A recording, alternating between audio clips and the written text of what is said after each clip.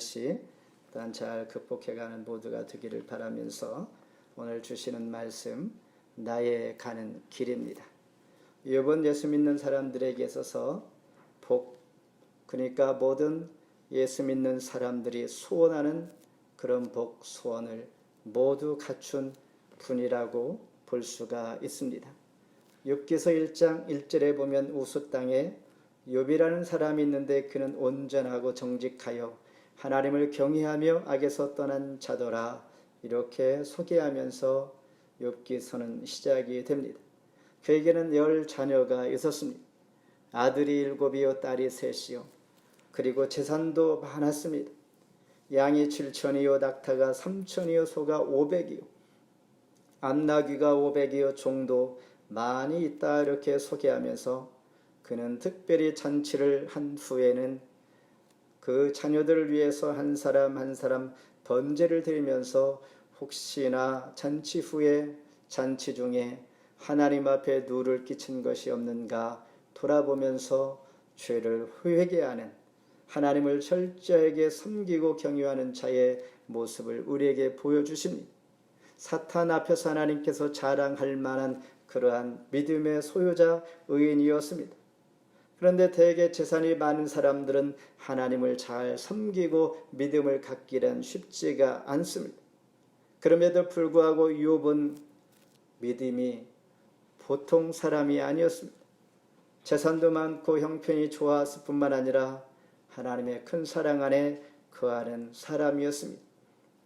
이렇게 욥이 받은 복과 함께 축복 가운데 천국에 가면 얼마나 좋을까라는 생각을 하지만은 하나님은 그에게도 고난을 주시는 것입니다. 성경대로 보면 가장 먼저 재산을 강탈당합니다. 그리고 강풍으로 말미암아 집이 무너져 10 자녀가 하루 한날 한시에 다 죽게 됩니다. 그리고 그 아내마저도 욥을 위로하기는커녕 하나님을 저주하고 죽으라, 이렇게 말합니다. 그리고 욥은 발바닥에서 머리 정수리까지 만신창이가 되고 맙니다. 그럼에도 불구하고 그가 고백하기를 모든 것 주신 분도 하나님이요 가져가신 분도 하나님이요 그 하나님을 찬송할 뿐이라고 그는 말하고 있습니다. 과연 욥을 통하여 우리가 무엇을 깨닫고 배우며 우리의 신앙과 우리에게 임하는 많은 고난과 역경들이 임할 때 어떠한 자세로 극복하며 하나님의 믿음의 사람처럼 살아갈 수가 있을까, 함께 은혜 시간 되기를 바랍니다. 먼저 그가 가는 길을 하나님께서 아십니다. 10절 우리 함께 읽습니다. 그러나 내가 가는 길을 그가 아시나니 그가 나를 단련하신 후에는 내가 순금같이 되어 나오리라. 오늘 본문 말씀 이전까지는 8, 9절에서도 그렇듯이 하나님께서는 보이지 않습니다. 하나님께서 어디에 계신지를 알 수가 없는 고백을 욥은 계속하고 있습니다. 8절에 보면 그런데 내가 앞으로 가도 그가 아니 계시고 뒤로 가도 보이지 아니하며 그가 왼쪽에서 일하시나 내가 만날 수 없고 그가 오른쪽으로 돌이키시나 배울 수가 없구나, 이렇게 고백하면서 도대체가 나의 처한 이 상황을 하나님께서 아시고 하나님 나의 기도를 들어주실 줄 소망하고 간절히 기대하고 있으나 하나님께서는 과연 어디 계십니까? 라는 것입니다. 이와 같이 욥은 어디로 가야 할지 몰라 길을 마치 잃은 자의 상태로 지금까지 지내왔던 것입니다. 그러나 오늘 본문 10절에 극적인 전환의 상황을 우리에게 보여줍니다. 10절에 지금 읽은 것처럼 그러나 내가 그 길을 가는 길을 그가 아시나니, 그러나 이제는 욥이 하나님께서 어디에 계시는 줄을 이제 발견했다는 것입니다. 외적인 것에 저 멀리 어디에 계실 줄 알고 욥은 한없이 찾았으나 계시지 아니하고 만나지 못했던 그 하나님께서 이제 내 속에 내 내면에 계시는 하나님을 찾고자 시선을 돌리니 하나님께서 성령을 통하여 그 마음에 대답해 주시는 것입니다. 그 대답은 가는 길을 아시나니, 하나님께서 나의 가는 길을 아신다라고 고백하는 것처럼 하나님은 지금 보고 계시는 것을 그가 발견한 것입니다. 하나님과 인격적인 갈망 중에 가까이 계시는 음성을 들었다는 것입니다. 그렇다면 욥이 어떻게 이런 확신을 갖게 되었을까라는 것입니다. 11절 12절입니다. 같이 한번 읽습니다. 내 발이 그의 걸음을 바로 따랐으며 내가 그의 길을 지키어 치우치지 아니하였고 내가 그의 입술의 명령을 어기지 아니하고 정한 음식보다 그의 입의 말씀을 귀히 여겼도다. 이러한 믿음을 가지고 있었기에 그는 확신을 갖게 됩니다. 주님께서 지금 나에게 주신 음성, 그게 정말 맞은가 틀린가? 그는 확신을 갖게 됩니다. 그의 걸음을 지금까지 내가 치우치지 아니하고 따라왔다는 것입니다. 하나님의 명령을 어기지 아니하고 하나님 말씀을 귀히 여기면서 왔다라고 고백할 때에 그 고백 속에서 하나님께서 내가 너의 가는 길을 안다라는 음성을 들은 것입니다. 중세 기독교의 역사상 가장 위대한 신학자, 우리가 잘 아는 성 어거스틴이 있습니다. 그는 타락과 방황과 불신앙의 삶을 많이 허비하며 보낼 때에 어느 날 하나님의 말씀을 통하여 그는 변화를 받습니다. 그 말씀이 로마서 13장 13절입니다. 낮에와 같이 단정히 행하고 방탕하거나 술 취하지 말며 음란하거나 후색하지 말며, 이 말씀을 통하여 자기 안 깊숙이 계신 하나님께서 여기 계시는데 저 멀리 있는 것처럼 느끼면서 외부로 방황하고 헤맸던 그 생활들, 그 삶을 돌아볼 때에 이 말씀 가운데 하나님이 내 안에 지금 계시는 것을 만나 탄식하면서 그는 새로운 길을 가게 되는 것입니다. 하나님은 욥의 인생의 전체를 지금 알고 계시는 것처럼 오늘 저와 여러분을 하나님께서 가는 길을 잘 알고 계시는데, 우리가 하나님께서 그렇게 하시겠지라고 하는 아는 정도가 아니라 내 생각보다 더 하나님은 나를 잘 알고 계시다라는 것입니다. 이것이 욥에게 있어서 지금까지 고통 가운데 있었던 답답한 하나님 어디 계십니까? 라는 질문에 하나님 주신 답이었습니다. 하나님께서 욥에게 내가 너의 가는 길을 잘 알고 있다, 내가 너와 함께하고 있다라는 것입니다. 두 번째는 단련 후에 순금같이 되게 하리라. 10절 다시 읽습니다. 그러나 내가 가는 길을 그가 아시나니 그가 나를 단련하신 후에는 내가 순금같이 되어 나오리라. 욥하면 우리가 번뜩 생각하기를 고난 중에 갑절의 복을 받은 분, 이렇게 우리는 이해합니다. 그래서 욥기서를 공부할 때, 욥기서를 읽을 때 고난이란 단어를 우리가 무시할 수 없고 뺄 수가 없기에 마음에 부담이 생깁니다. 또 고난, 왜냐하면 모든 사람들이 예수를 믿되 인격적으로 품위 있게 편안하게 모든 것이 잘 되고 복을 누릴 수 있는 이런 마음으로 예수를 믿고자 하기 때문입니다. 욥은 아브라함 시대의 사람이었습니다. 그러니 욥은 얼마나 오래된 인물입니까?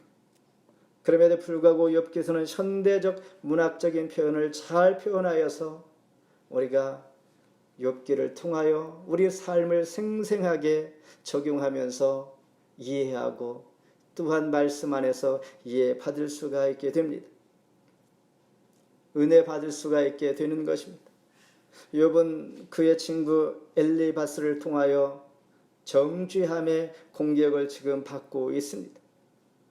그가 나를 단련하시누라고 이게 욥은 답변하면서 지금까지 괴롭게 했던 친구들의 충고가 이제는 확실하게 하나님 주시는 말씀에 답을 얻고 힘을 얻게 되는 것이죠. 그런데 여기에서 단련하신 후에 내가 순금같이 되어 나오리라. 단련이라는 단어를 우리가 다시 한번 생각해 볼 필요가 있습니다. 미래를 위해서 현재를 힘들게 하는 것이 단련이다 이렇게 생각하는데 오늘 본문은 그와 같은 좀 다른 각도로 우리에게 가르쳐주고 있습니다. 검사하다, 조사하다, 시험하다 이런 뜻입니다. 테스트, 이그제민 이런 뜻을 다시 말해서 이렇게 그 의미를 자세히 다시 한번 이해하고 말씀을 읽어본다면 나를 시험해 보면 내가 순금인 것을 하나님 아실 것입니다. 내가 지금 어떻게 살아왔으며 하나님께 어떻게 내가 예배했고 기도했고 한 것을 하나님 나를 한번 시험해 보세요. 내가 어떤 사람인지 하나님의 사람으로 이렇게 신실하게 살아왔고 모든 것을 희생하면서 하나님 중심으로 예배 중심으로 살았습니다 라는 것을 자신 있게 지금 고백하고 있는 것입니다. 다윗도 시편 26편 2절에 여호와여 나를 살피시고 시험하사 내 뜻과 내 양심을 단련하소서. 단련이란 단어가 여기서 나옵니다. Test me, try me, examine me. 나를 시험해 보시옵소서. 나를 다시 한번 확인해 보시고 내가 얼마나 순금인 것을, 진국인 것을 주님 아실 것입니다. 이런 고백입니다. 길을 잃었다가 이제 주를 만난 욥, 하나님을 바로 보게 된 욥, 자기를 복되게 만들고 있다는 확신을 갖게 됩니다. 나를 괴롭힌 것이 아니라 나를 시험하여 나를 더욱더 새롭게 하여서 내 양심, 내 신앙 양심을 보시고 나를 더 귀하게 복되게 지금 하고 있다라는 그 과정을 욥은 확실히 이해하면서 하나님 앞에 감사하는 것입니다. 하나님은 이제 재물의 회복보다도 인격의 회복을 소망하게 하십니다. 그러면서 베드로전서 1장 7절에 너희 믿음의 확실함은 금보다 더 귀하게 그리스도께서 칭찬과 영광과 존귀를 얻게 할 것이다. 터프한 성품을 부드럽게 하십니다. 연약한 기질을 강인하게 만들어 주십니다. 오늘 말씀을 접할 때 나는 요즘 어떠한 일로 고난과 시련과 이런 과정 가운데 내가 놓여 있다고 여러분은 생각하십니까? 그럴 때 우리는 이렇게 고백합시다. 나를 복 받을 자로 만들어 가십니다. 나를 복 있는 자로 지금 만들어 가고 있다라고 답하면서 큰 위로와 하나님의 음성과 하나님의 함께 하심을 믿으시길 바랍니다. 마지막으로 말씀대로 살아갑니다. 13절 같이 읽습니다. 그의 뜻이 일정하시니 누가 등이 돌이키랴. 그의 마음에 하고자 하시는 것이면 그것을 행하시나니.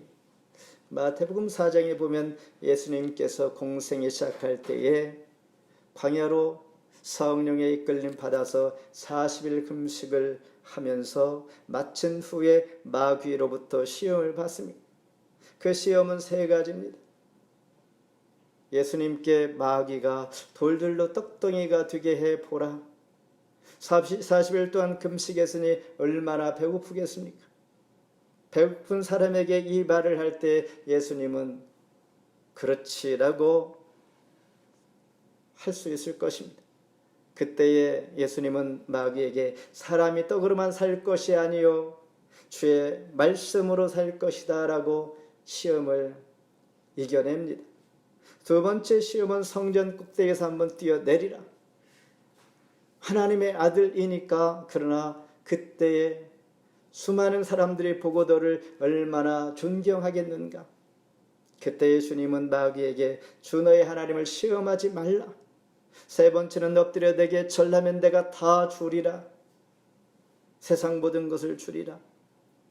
주님은 사탄에게 오직 주님만 경배하며 섬길 것이라.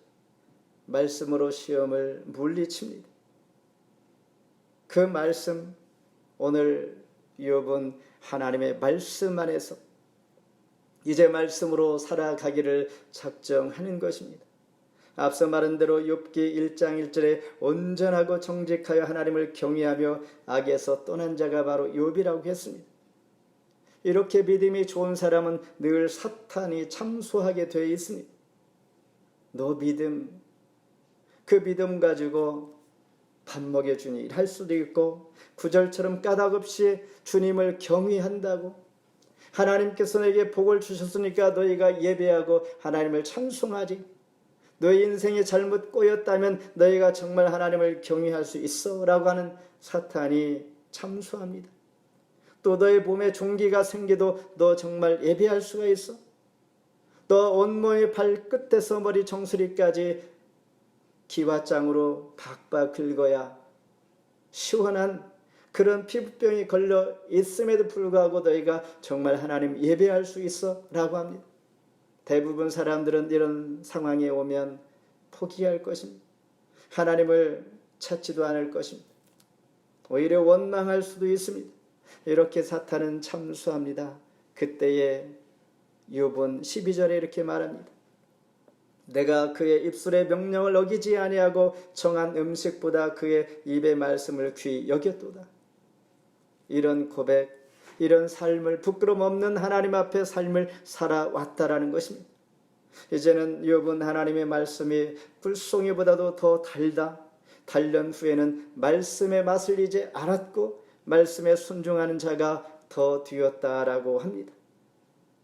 말씀 안에서 순종하며 좌로나 우로나 치우치지 아니할 것이며, 13절에 그분이 한번 뜻을 정하시면 반드시 이룰 것이요, 14절에 나를 두고 세운 계획이 있다면 반드시 이루실 것이요, 15절에 나는 이런 것들을 생각할 때 정말 두렵고 떨리며 하나님의 놀라우신 계획과 인도하심에 내 존재가 아무것도 아닌 것을 고백하면서 절대 주권의 하나님을 인정하며 전능하신 하나님을 고백하면서 하나님 앞에 순종하는 자의 말씀에 더 가까이 나아갈 수 있는 자가 되는 것을 고백합니다.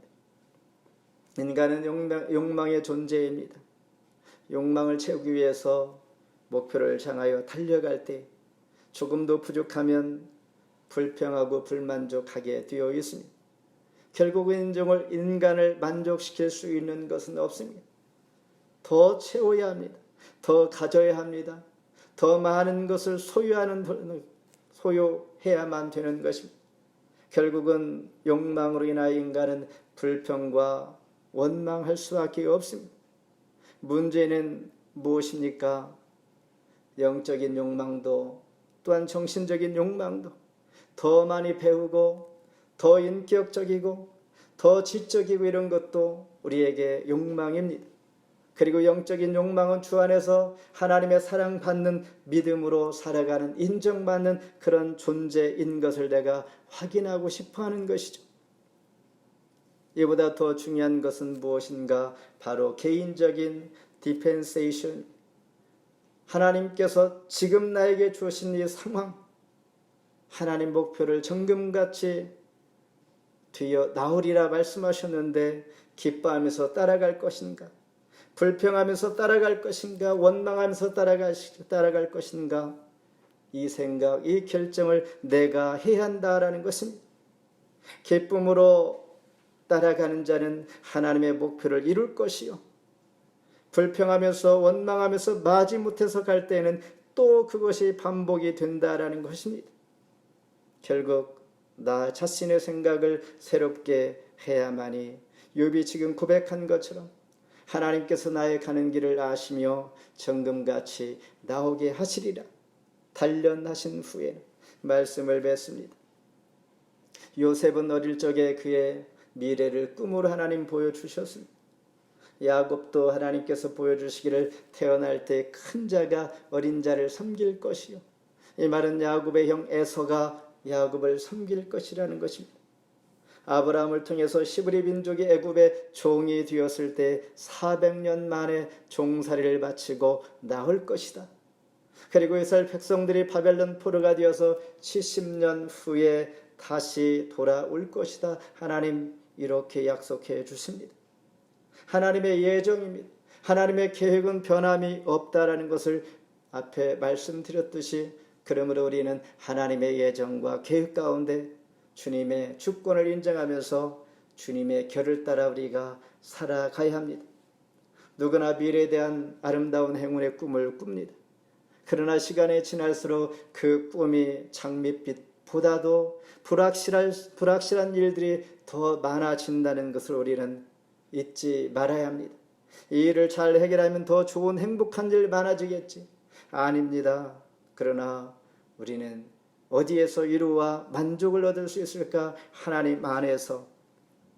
욥이 그는 우리 모두가 부러워할 만한 사람이었으나 그는 믿음의 사람, 의로운 사람, 하나님께서 자랑할 만한 사람이었으나 그는 방황하게 됩니다. 그래서 인격적으로 주님을 간절히 만나기를 소망하니 하나님께서 성령을 통하여 알게 하시는데 내가 너를 잘 안다. 이 말에 그는 위로를 받게 되어지면서 하나님, 내가 주님을 얼마나 사랑하고 경외합니까? 예배했습니까?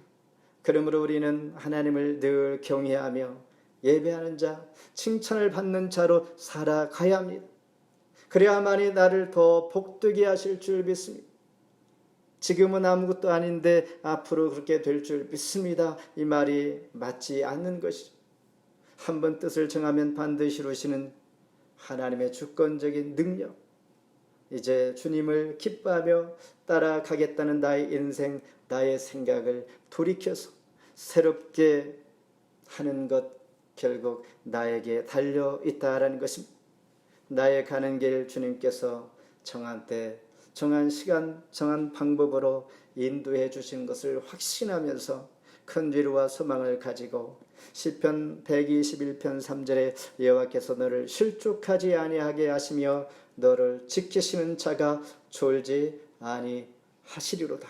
아멘. 기도하겠습니다.